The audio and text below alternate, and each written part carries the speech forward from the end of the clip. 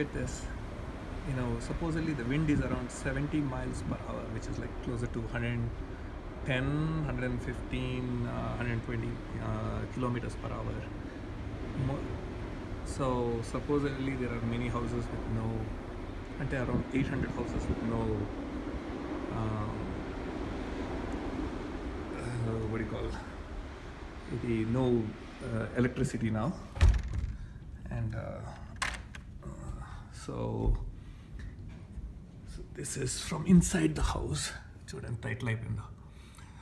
So we don't know. Supposedly it can be several feet of snow.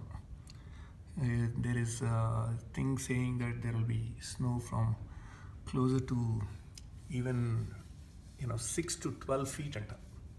So that's a lot of snow. I don't even know how we are going to move out of the house in Mata.